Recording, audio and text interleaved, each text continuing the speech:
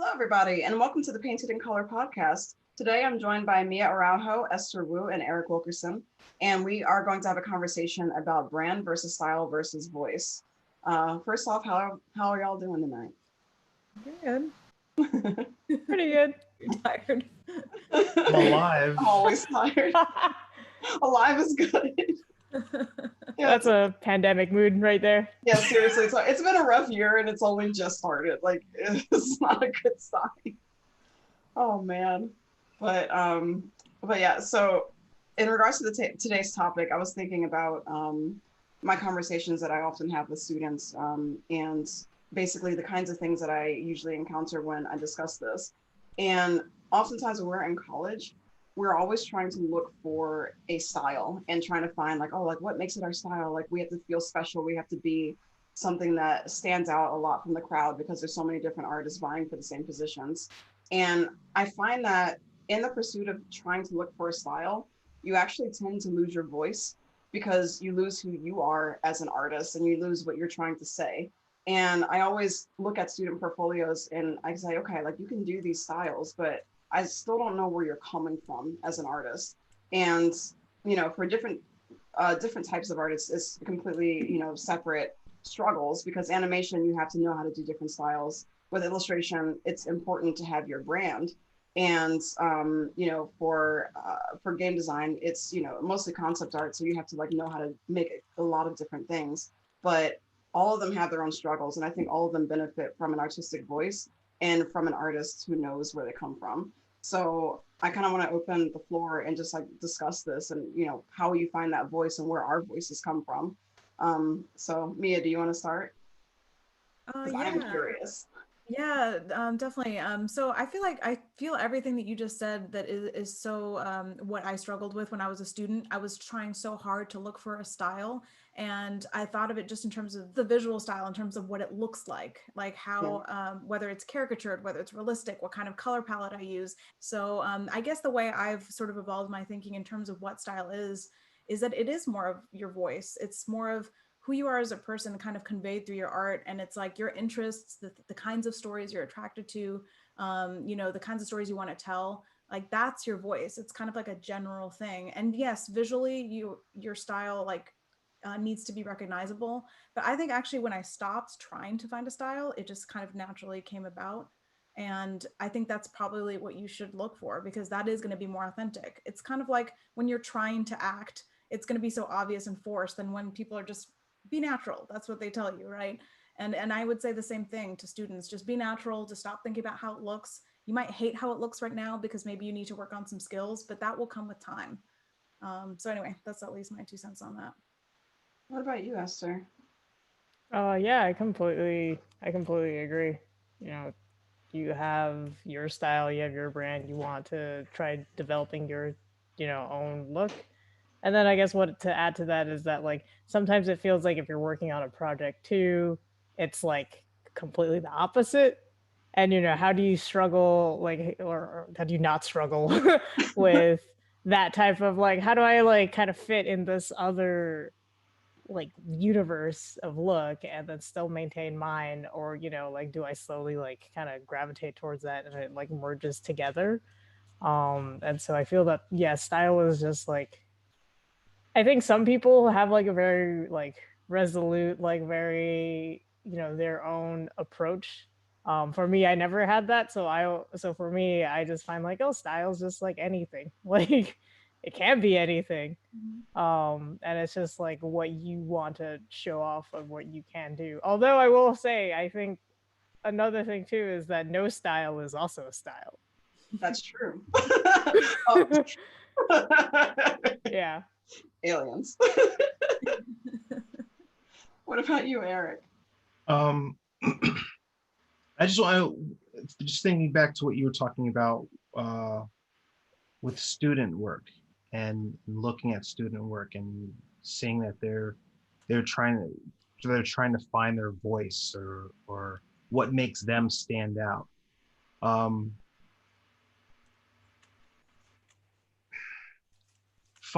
Finding your style. Let me make sure I say this right. finding your style, it is something, it is a personal thing. Yeah. It's not going to come overnight. It's not something you can force. I also deal with a lot of students that get really frustrated when they don't see themselves, or they don't see a certain level of quality in their work after a certain period of time. And I have to tell them, well, that a large part of that is because you are being asked to do something that you might not be interested in, you know? And that style and finding your style and finding your voice are almost like go hand in hand, because a large part of it is personal. Like, you have to be passionate about what it is that you're doing, for one. And then there's a level of quality and there's a level of consistency that has to appear in the work in order for you to have found your thing, found what it is you like to do that not many other people either want to do or are as good as you are at it. And that could take a decade. That could take, some people fall right into what they love to do, or they fall into their look immediately after college, and others, it takes a while. I remember just from being at School of Visual Arts, there were a lot of clones of the painting instructors, of the illustration instructors, and I was one of them. I no shame. Students. So when you're with a painting instructor or an illustration instructor for 6 to 9 hours a week, and you study with that person for 2 or 3 years, you're going to be a little clone. And you're going to adjust your work to what the instructor is going to say. It needs more cad orange, it needs this, or you need to change this thing in the composition. That's based on their personal preference, and then it becomes yours. And then when you get out of school and you show your portfolio to an art director, and they go, "Oh, you're a student of," and you go, "Well, how did you know that?" "Oh, well, because because your work is exactly the same." And at first you go, "Oh, yes," you're all proud of it, and then oh no, this is a bad thing. Oh my God. So because if they already have the main artist, it's like, why would they want you, right? They look right. And that's the thing where you post your stuff on some forum or online, and then somebody goes, "This looks like so and so's work," and then you go, "Oh, damn it." it probably does. Okay, well, then it becomes a process of unlearning what you learned, and saying, okay, well, now I have to infuse, now that I know how to, it's kind of like illustration is kind of like building, like constructing something. Like, now that you know how to build the house, then once you know how to build the house, and that's what school is for, like, all those instructors are teaching you how to build a house, and they've taught you how to build their house. Now, once you know how to do that, you've got your foundation and all that stuff together, then you can come in and redesign it. You can play with the interior a little bit and say, okay, well, I don't want to do reflective gold junk, and I don't want to do this, or I don't want to do that. I don't want to use bold colors. I want to do everything's desaturated and goth, or like, it needs to be me. Okay, so but another part of that, why it takes some people longer than others, is there's that internal conflict. Like, well, this is what sells. This is what I see people getting awards for. Or this style or that style, or are they going to give me this hyper realism that I like, that I hire for? I will give you what you ask for. But Like, I'll give you anything. But you have to tell them what you're giving them rather than the other way around. right, right. But that's one of the major things. With and I just remember coming out of college with a an, a portfolio for children's books, storyboards, illustration, and concept art. I did not Everything know. It was big. like shot like because I bounced around the animation, bounced around, I took a bunch of different classes and I made sure that I kind of covered my bases when I got out of school. So if I wasn't good enough for one thing, I was good enough. I was going to be good enough somewhere. And it works out. But It's hilarious. It's funny because it's so many student portfolios that I see. It's so many. There's always that obligatory 3D section in their portfolio. They hated it. You can tell they hated doing it. And the 3D, and it's like a cube trying to animate. And I'm just like, why is this in here? Like, you don't want this in here. You don't want to do this. I can tell you don't want to do this. I'm just like, you said you wanted to do 2D animation and you wanted to do, like maybe storyboards or character design. Fine. But like, why is this 3D stuff in here that's clearly just a project? And this is the only example of the thing. Like, you didn't enjoy it, take it out. You don't have to hold on to it. There's no reason why you should.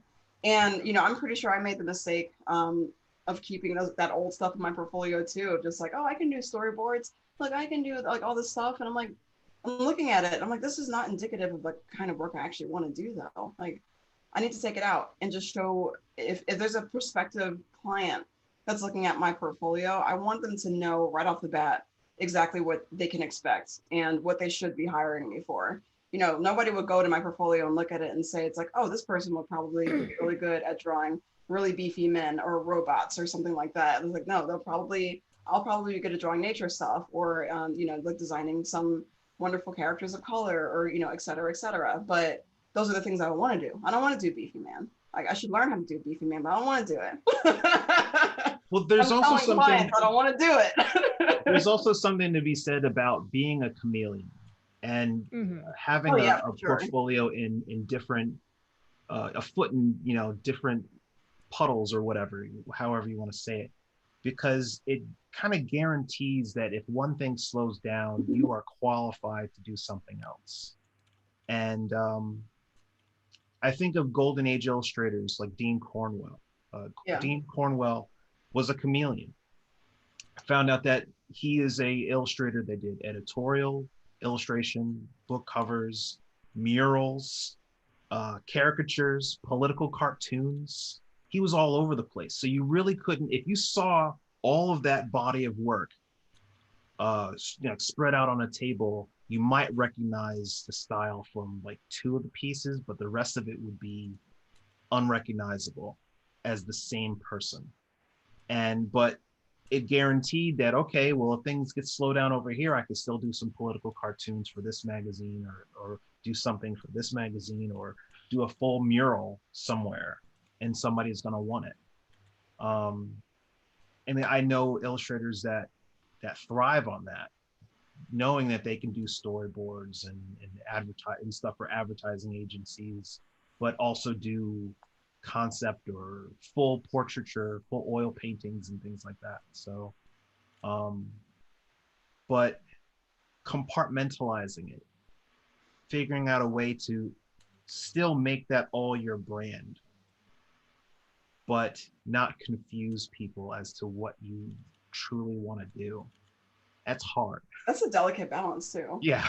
It's a really delicate balance. Like, even in my portfolio, I still have my background work that I did for when I still worked at Floyd County and when I worked on some other projects as well.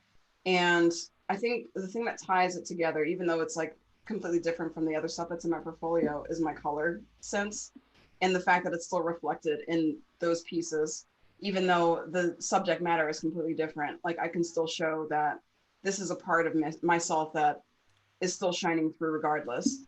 So that might be one way to kind of keep it together. But some people are true chameleons and can just like change their style on a dime. That's probably the minimum, like the stark minimum of illustrators who can actually do that. It's very rare to be able to adjust to everything. And I mean, honestly, like, who has the time?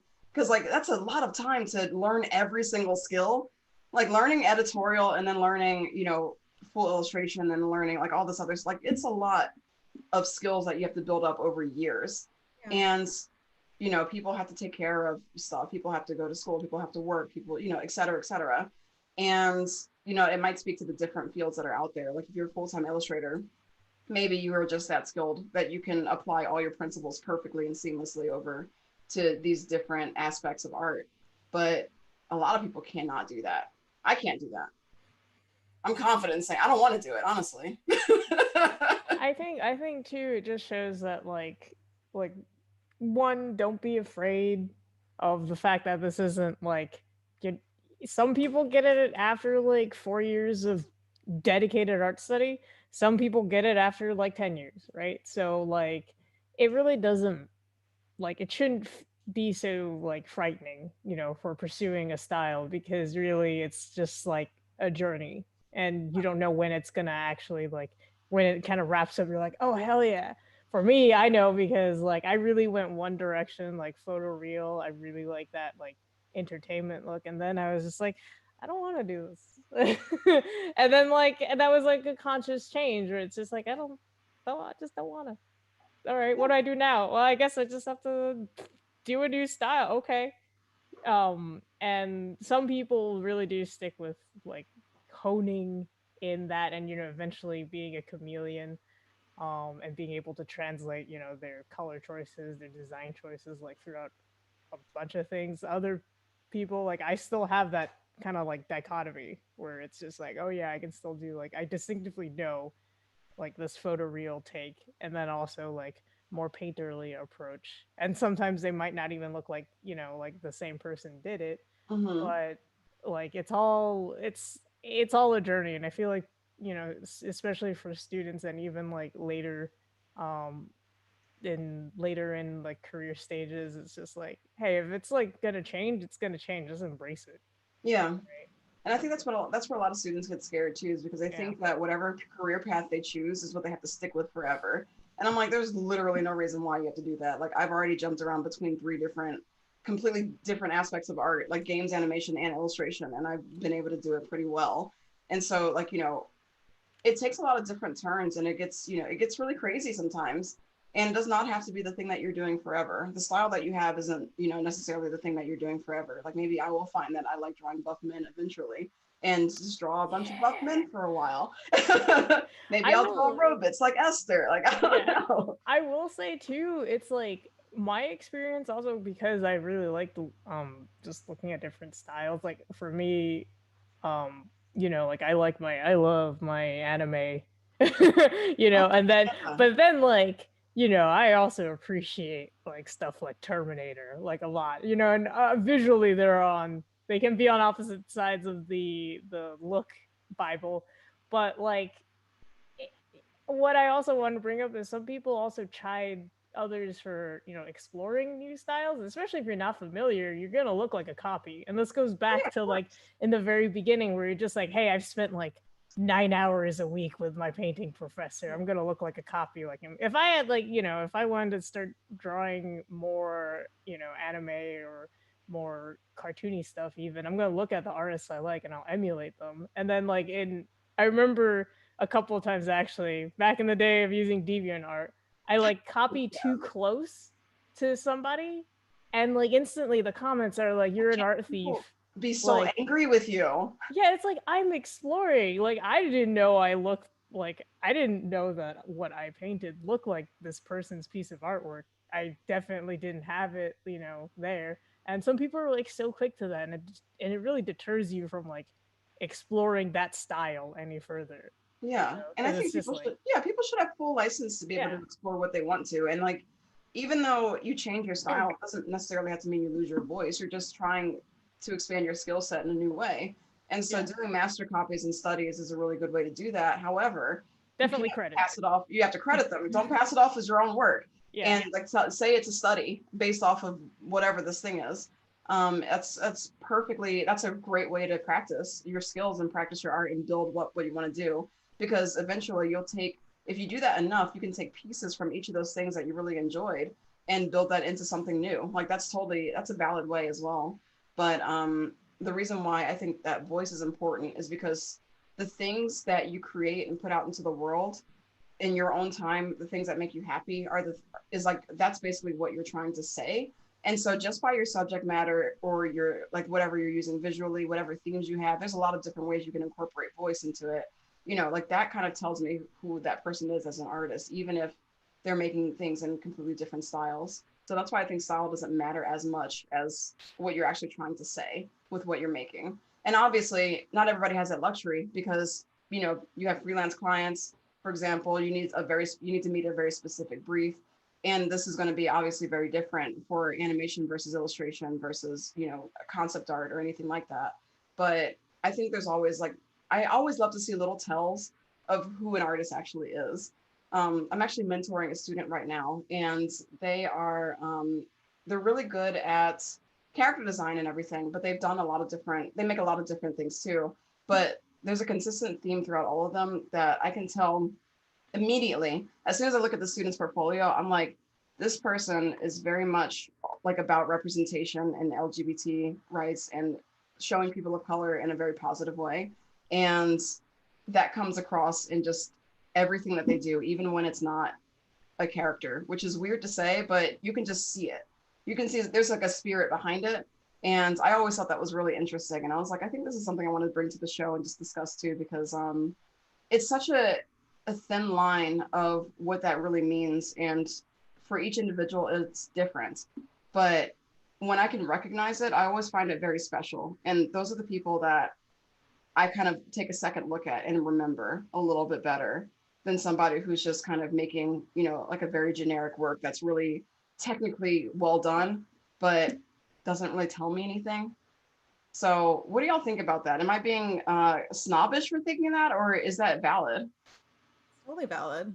I think that's totally valid. I think it also shows also the experiences we've all previously had where it's just I would say that all of us have had to match a style before, and that was very suffocating because there's a lot of contexts that go into a certain style that you're just I don't agree with this. Can we take something out of the box and put it in here? And then your idea gets struck down and you're just okay, well then what was the point, right? Yeah. Right. And I think that it's really now it's a lot more open where it's just oh yeah, that's something new and different. How do we take that into consideration and incorporate that versus how do we just keep making the same thing but look a little better? That's how I feel my previous projects have been.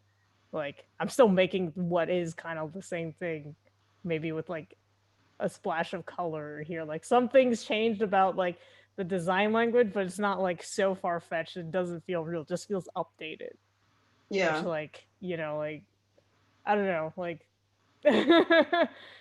personal preference, but yeah, it's still I too, I mean, agree with that. I enjoy other people's takes when they have varying degrees and you can see something oh, they took something really interesting, and merged it in, and how they do that and why. It's very inquisitive. If you look at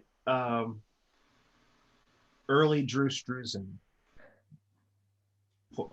movie posters, specifically a Star Wars New Hope. Yeah. He was drinking the Lion Decker. He was, full blast, Drinking the Lion Decker. He was drinking the Lion Decker. Who wasn't, right? honestly? It's unapologetic. And I mean, if you watch some kind of interview with him, he'd be like, yeah, so. He's I know where I came from. Right.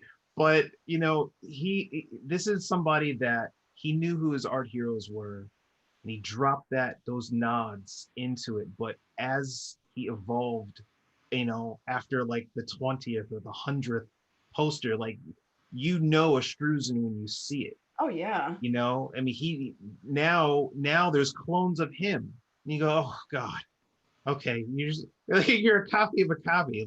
Stop, please. There's only one Drew. But that's how it is. People learn from what they study. So I mean, Leyendecker was a vehicle for him to find his destination, and he found it in spades. So Yeah. I think it's totally valid to do. I mean, I'm a huge Nouveau fan, obviously, and my work is like not like a clone of Alphonse Mucha or anything, but I've taken those influences and kind of incorporated it into what I wanted to say. So I think it's totally valid to be able to do that and have like little hints of what inspired you. But as long as you're not making it like a one for one kind of thing, like you have to do every single stroke like Leyendecker, do every single like figure like Drew Struzan, or paint clouds like Howard Pyle. Like there's like a lot of things that you can just take that you learn from different people and then grow that by learning those technical skills and then repeating it without using that as reference anymore and seeing what you come up with just based off of learning those skills. And then that will eventually evolve and grow into something that becomes more authentic to you, I think. But I think, I mean, there's nothing original under the sun, I say, but I think everybody at the same time has a different way to say the same thing as individuals. So as long as you're taking from what your experiences are and what nobody else has your experiences. So whatever you're putting out into the world is going to be uniquely you in some way or another, as long as you're giving yourself a license to do that. And I feel like if you're concerned maybe that you're pulling too much from somebody, just ask a trusted friend and just be honest with me. Is this is my influence, like Alphonse Mucha, for instance, is it too close? And I think that they tell you, but I think that's something that a lot of people are afraid to ask for feedback, especially early on. Because I know I was like, I didn't ask for feedback regularly on my work after I graduated from school until a few years ago, because I felt like I had to make all the decisions myself. And you should definitely reach out to your artist friends and tell them to be brutally honest with you so you can learn and stuff like that. But yeah, everything you all were saying is right on. And I actually agree that I think it's just maybe personal preference, but I admire a lot of different art styles. But I think the ones that become my favorite that I keep referring back to are ones that feel like it's that person's voice, and I can tell they paint like nobody else. And all of us are capable of doing that, because we are, like you said, we all have different experiences. We're all different artists. We all have different sensibilities. But at least for me, I just tend to, I like when I can tell that painting is a such and such painting. Because it feels more personal, I guess, in that way. It's always the biggest, it like warms my heart when a friend will put a piece on my Facebook wall and be like, this reminded me of you as soon as I saw it. And I'll look at it as like beautiful art and everything. And I'm just like, that reminds like I have the thing that people go like they put it on my wall and they think of me like because my art is similar to like those kinds of themes and stuff like that. And it's always very validating because I'm like, oh, like I do have a voice. I have a reason like that. I have something that makes people think of me. And I think that's really cool. I really like having that element. And I think all of us here have it too. Because everybody here has a unique painting style. Everybody has a thing that they usually say with their work. Like if I'm going to see a beautiful, colorful mech that looks really organic, that's probably an Esther. If I'm going to see a wonderful space woman, that's probably an Eric. And what also helps people identify a style is exactly what you're saying. And I actually had this conversation with a friend of mine from school many years ago, how even if I were to see his work as a thumbnail image, like on a website, I would know it was his before I even clicked on it because of the palette. Yep. Everybody's got a distinct palette. Like Mia, you use a lot of blues and reds. You have a lot of jewel tones in your work. And I mean that's you. That's your thing. So even if I'm scrolling through my Instagram, I know it's yours, before I even see the name. But then after I see the palette, then I'm seeing the subject matter, the composition, and all that stuff, and I go, oh, that's definitely hers. Yeah, even in the expression and the posing, I'm just like, that's a Mia, like 100%. Yeah. Whereas I'll get, like, my wife will walk through and go, oh, you're using that green and yellow palette again, huh?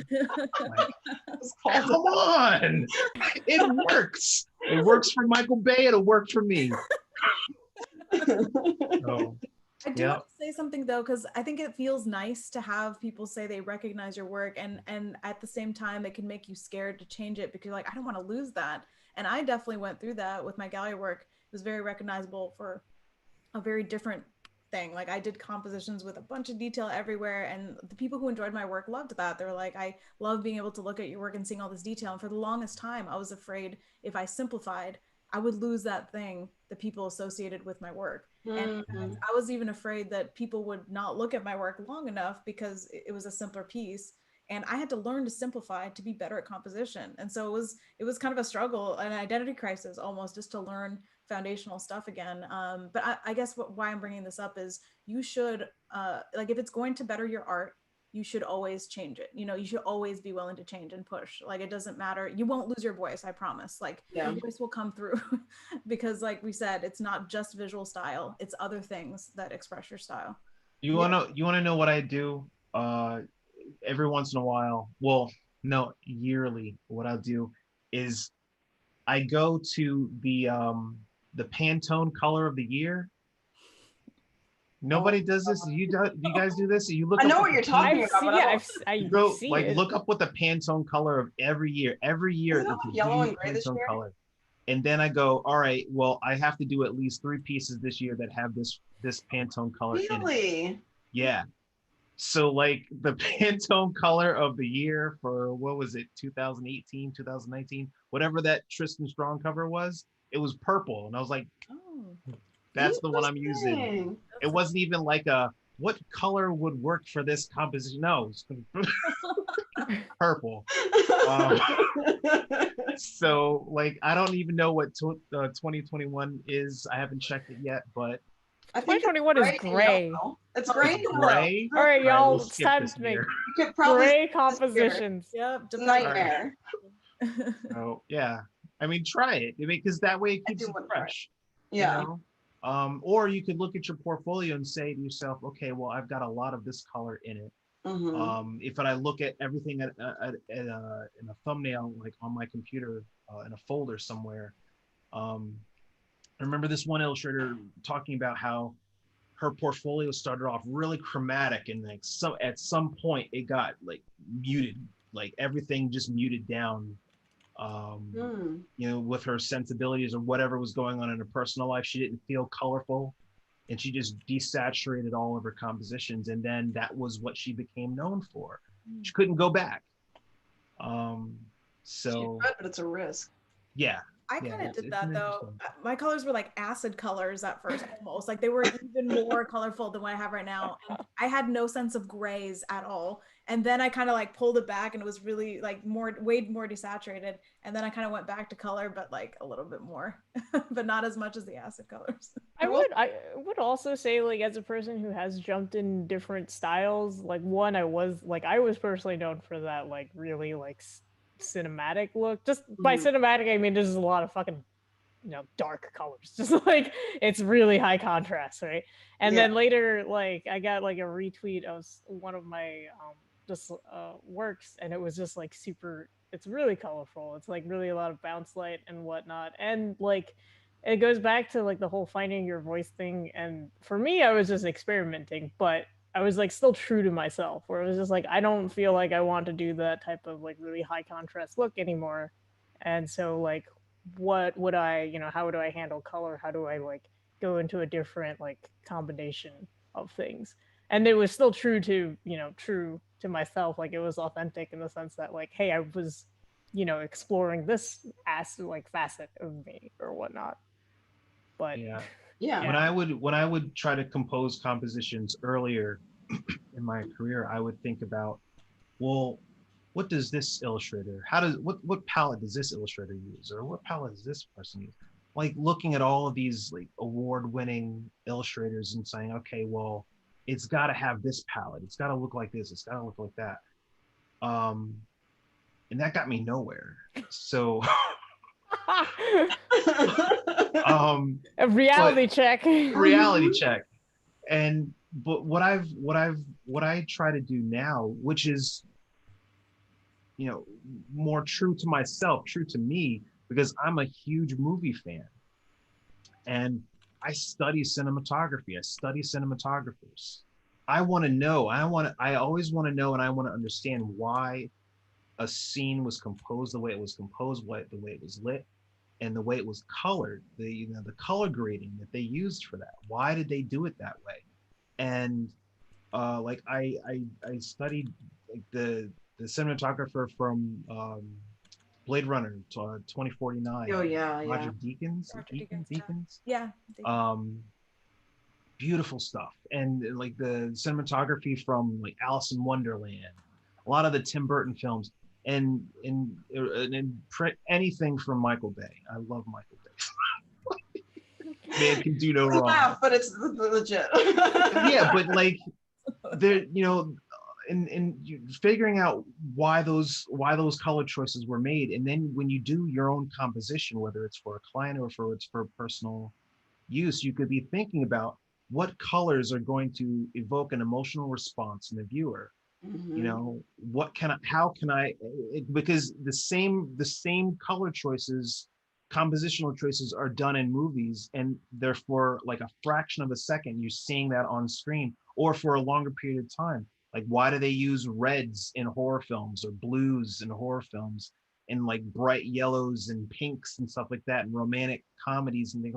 It's psychological. Yeah. And if you can infuse that into your own stuff in a way that works, and with your own subject matter and everything, before you know it, bang, you've got your voice.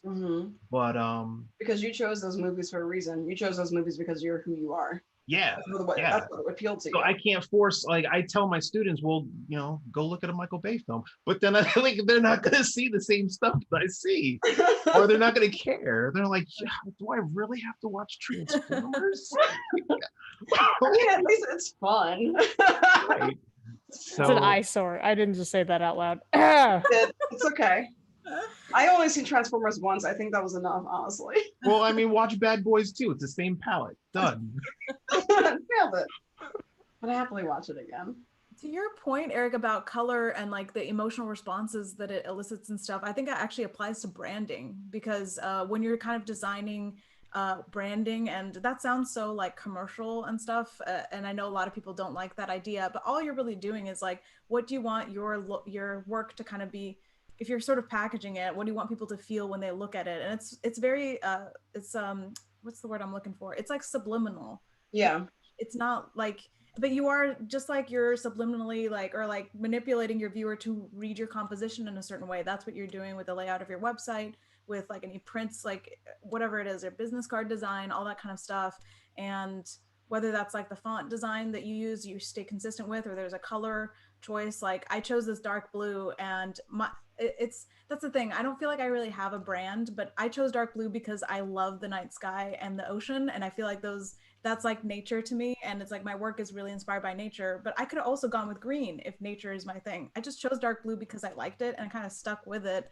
And I don't use it in everything, but it's seen throughout. It's seen enough in my work that it kind of is like the color that I've chosen, but that's just like a loose example. But it helps to have a graphic design background, or at least somebody in your life that can take a look at it for you that has a better graphic design eye than you do. But I think that's something that over time you can develop a sort of look that sort of packages your work beyond just the artwork itself. Yeah, and I think that's the next step to like basically elevating that voice to become essentially your business statement, your business, like your business look, your brand, obviously. And I think that a lot of artists don't like thinking about it as a brand because, art is supposed to feel very much like a personal thing. It's not supposed to be, commercial or whatever. But if you're going to use it as a career, that's how you make money. It's your business. Mm-hmm. And so it's really important to set an expectation based off of what you want to make. So for what your viewers and what your fans are going to see. And that's what I realized, with my own Etsy shop, like everything that I package, like my mailers are teal, like my packaging has succulents on it, and people will like post it on Instagram and be like, wow, this is so cute. I love how this came in the mail, because all of it sticks together as like a cohesive brand. People know what, like they know what they bought, they know what to expect, but when they get their packaging, it all ties that statement together as like, this is definitely from Lab Illustration. Like we know where we got this from. And I think that's really important to be able to do. And it's more advanced for sure, but it's possible for everybody. It's really important to look at the things that you really like to put in your work And what I just did when this year started is I wrote it all down in the list and just kind of broke down everything that I like to represent in my work and what I want to keep creating, what I can probably push out and like don't enjoy, what doesn't bring me joy. And it helps just build much more consistency and helps continue to temper those expectations to what you really want to give your viewers. So, you know, that's just something to put out there. If you're experimenting and, you know, playing with different styles, it's totally okay if you're like not ready to showcase a brand yet. But if you feel really comfortable with what you're doing, it's definitely something that I would highly recommend for anybody to do, is just to write down those things that you want to represent in your art, those themes that you see. Even, you know, like for me, I keep with a value range. I don't like to go too dark. I never use black in any of my work, like dark black or stark white either, because I like the midtones. I like that lightness, that almost pastel-y color, because I like to feel light when I'm working and I like to feel light in my work. And so like that's a tell for me, and that's what I like to have in all of my packaging and branding too. So think about those things. It's really important. And it was really helpful for me because I'm like, okay, like now I know kind of, you know, if I ever start to slip, if I lose myself and try to, you know, become somebody else, I know the things that I at least, you know, get happy with or that I like to represent. And those things will change over the years because you'll change. And it's okay to adjust and update too. But yeah, what about y'all? Like, what are your brand tells? I know, Mia, you said dark blues is something that you like to use in your work. Stuff, yeah. Yeah. What about you, Esther? I'm curious because I know you have a color palette that you tend to use a lot. And it's like, it's become, it's, I know you said it was cinematic before, but now it's a little bit more muted. But like, what do you think kind of represents your brand? If you have one, you don't have to have one. Yeah, I feel like this topic is still like an ongoing discussion for myself. Like, and I feel like that is the same thing for, you know, like a lot of other artists too. But definitely for me, where it's just like I'm like too interested in like a lot of things. So, you know, like even with Mex actually, it was just like a monthly challenge that somebody did, and his art is fantastic. Go follow Emerson Tung, just a plug. And he did these monthly mech challenges, and I'm like, I like mechs, and I just started doing them, and they just kind of like flew into like people started knowing me for that more than I started knowing myself. That was how like trippy it was, because I was like, oh, I do mechs. Oh yeah, I do mechs. Like I had like a very delayed reaction to that for like a few months. And yeah, for me, I really like exploring. I really like doing a lot of different things. If anyone here still like, you know, follows me on Instagram, it's just like my stories will just I just post like sketches, and it's like in 3 days I had I just want to draw Shishomaru, so I just drew Shishomaru. And the next day it's like, I want to draw like a Sphinx thing. I drew a Sphinx thing, and it's just like they're completely not related at all. I'm never gonna post them, well, unless I finish them. But you know, for me, it's like the exploration, and I still haven't found what's consistent. For me, I call myself inconsistently consistent, or consistently inconsistent. Consistently inconsistent. Yeah, consistently inconsistent. And you know, I am still like finding out for myself what I like and whatnot, and some things are sticking. And yeah, I would just say like I have no answer to that other than it's just a journey for me. It's just fun. And I think that's totally valid because, you know, I think if you're not having fun, then that shows in your work. And I see that with a lot of people who try to make things that they really don't have interest in and don't want to make. But if you're enjoying it, then yeah, that's a part of your journey. And I think that's totally valid. I would say that too. Like what the things that I like want to explore are definitely things that like I want to. You know, it's not like I have to do this because that's the only way to get a job or that's the only way to get a client. Sure, there's a little bit of that, but that was very much more in the beginning when I was more clueless. Now it's like, oh yeah, I can move on to this. Like, how do I, you know, tackle a more stylized like look versus like, oh, how do I do more like realistic or more like what's more sci-fi than not sci-fi, right? And they're like the parameters themselves are super loose comparatively, you know, but that's what opens up the exploration, and always like, you know, my voice of like I'm deciding where to go and what to do versus like you know, like websites are telling me I have to all of a sudden do like characters. You know, like I feel that no matter what, like on the note of style, it's just like just be true to yourself. Yeah. Because then you'll just do more. Because Like if you're chasing trends, you're just gonna be miserable. Because you're just like, Yeah. you're just gonna try to like do what the next best thing is. You're not really thinking about what you want to do. And to go back to like you discovering and exploring, I mean, I love that you have all these different studies and things like that too. And like the way you just try to represent various different things in your work, even in the way though that you choose your color palettes and how you lay your paint strokes down, how you block out your stuff. There's still a consistency to it, even if it's completely different themes and different styles, some with line art, some without, some are just like, you know, really loose, but they all still look like you. They're also coming from a place, which is really cool. Well, that's good. I don't see it, but that's the other problem if we're talking about style. Sometimes, like as the artist, you don't see it too, which is like hilarious. Camera's blurring. Yeah, sometimes you don't, but it's fun when people recognize. It's like even if you draw like a quick doodle, sometimes you can just see it and it's like that looks like you. And I'm like, I don't mean it looks like you, but it looks like you made it. Like my friend once drew a super ugly like little portrait thing, and I was like, that looks like you, and he got all offended. I was like, no, that's not what I mean. That's not what I mean. It looks like you drew it.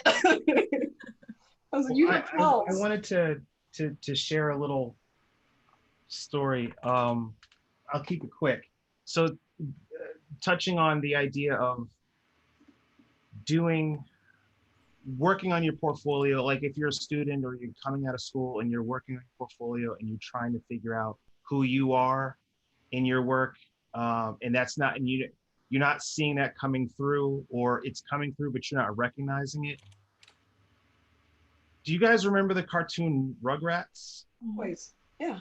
Okay. So I was coming out of school. Viacom had posted an ad for a character designer, a junior character designer for Nickelodeon, back when Nickelodeon had offices at MTV Studios in New York City. And so I applied for it, fresh out of college, submitted my stuff. They liked it. And then they asked me to do a character test. I really didn't care about working for Nickelodeon. It was a job, and it was something to prove to my parents that they didn't waste 4 years of their money. So I wanted to just get a job, any job.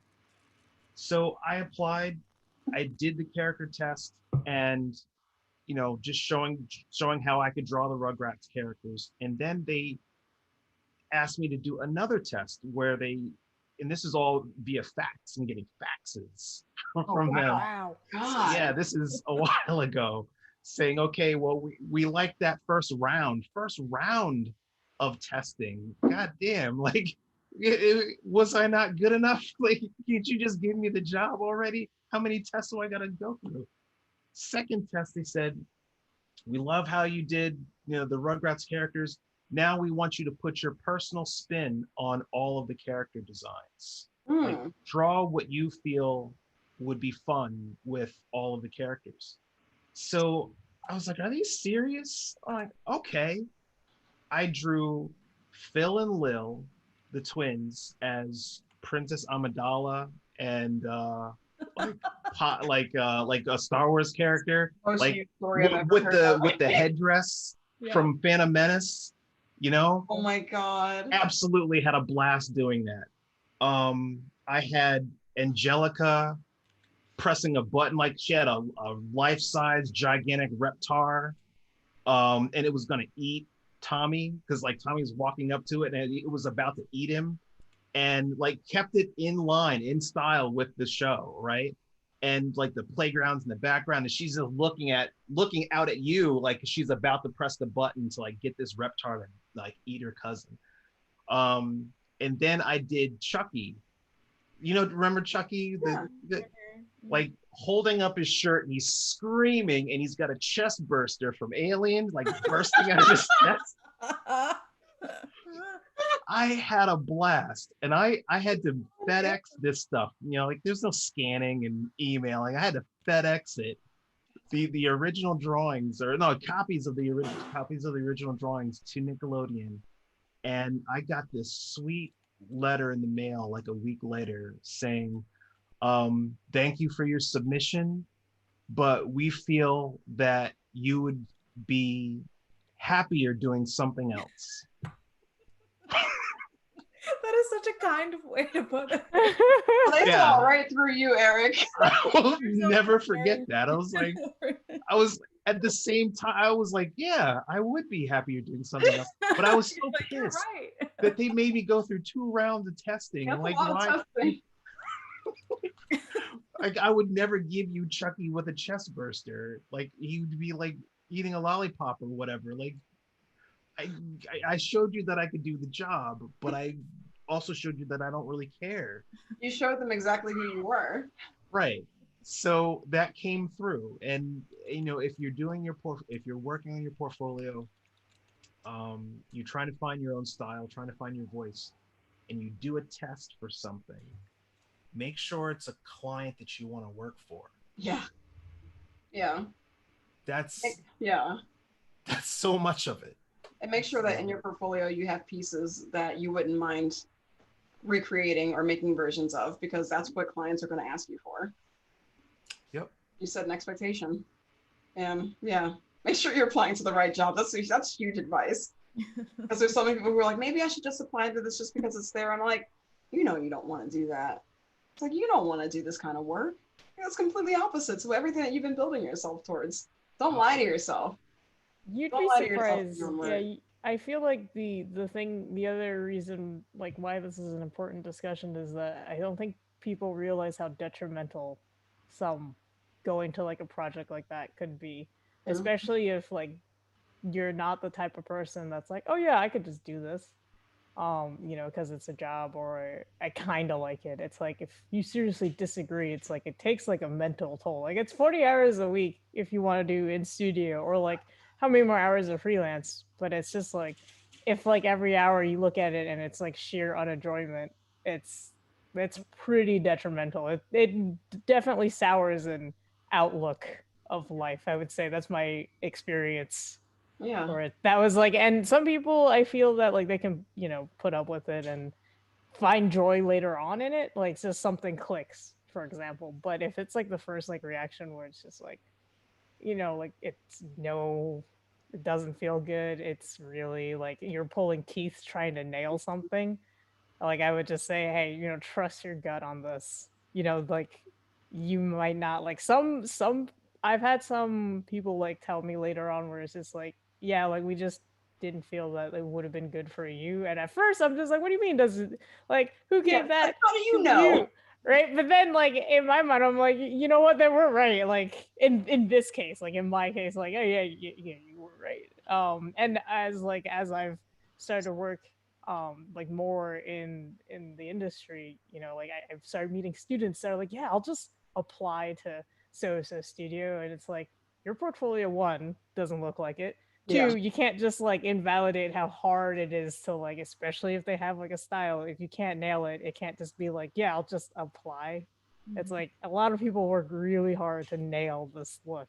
And like you know, it's a lot of like understanding of like, hey, if it's not good for you, right, like don't apply. Like sure, you need a job, but also like you need your sanity. Yeah, sanity is really important. And you can definitely start out in a place that you don't feel comfortable with, but knowing that for yourself, I think, is really important about the things that you are willing to do and the things that completely erode you every day in and day out. Like when I had applied to Floyd County, like I didn't know that I had any interest in really doing background art, but I was reached out to, and I was like, okay, I might as well just try this and see what happens. And when I got the art test, I was actually surprised by how much fun I actually had doing it. And that's when I realized, I was like, okay, this is different from the kind of stuff I usually do, but I actually like doing it. And that made all the difference in the world. So, you know, I wouldn't discourage people from applying, but if you do the work and you find that you don't like it, then it's totally okay to move on to something else that you do like. But move on to something you do like before the job becomes necessary to pay your bills, before you like go out and buy a car and a 2-bedroom apartment. And you're that's like, the real talk right there. You know, you're like, yeah, I'm gonna have some people over. and then you're like, I hate this job. It's like, I need it for the money. Like, yeah, I it's need hard it. because sometimes you feel trapped. Everybody has a different situation, Mhm. but just try to follow your instincts best you can. Usually my instincts have always told me the correct thing. So at the very least, there's that. Hopefully. To Eric's point too, again, it's like you don't have to do an art job if you're killing yourself trying to work, and it's like working in somebody else's style or what they expect of you, and it's killing your drive to make art. Like seriously, there are non-art jobs, and you can make sure that the art making time is what you love and develop that style. And it's like if it is taking longer than you want and you feel like you don't have a defined style or you don't have a defined skill set yet to apply to that job that you see yourself applying to, there's no shame in that at all. So That's really good advice. I feel like one of the times I was most inspired was when I was working at CVS and was able to go home and just like do art, like just do all the art I wanted to do. It was great.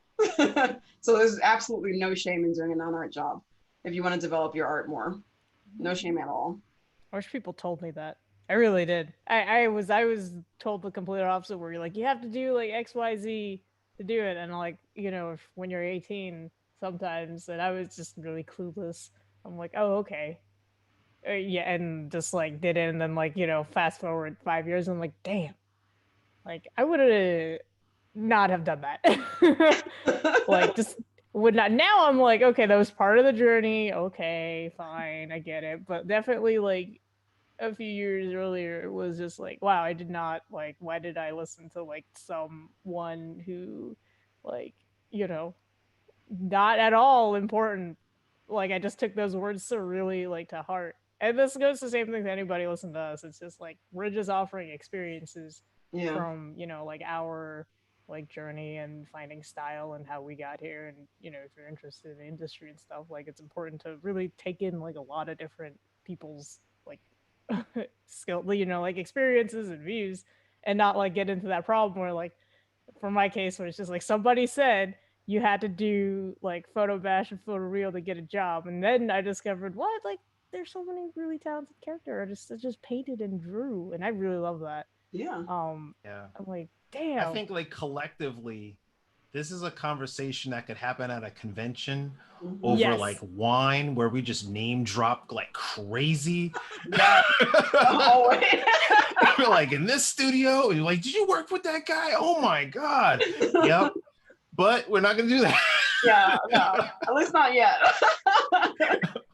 And maybe one day we can. But yeah, our experiences are just some in a myriad of different experiences and journeys.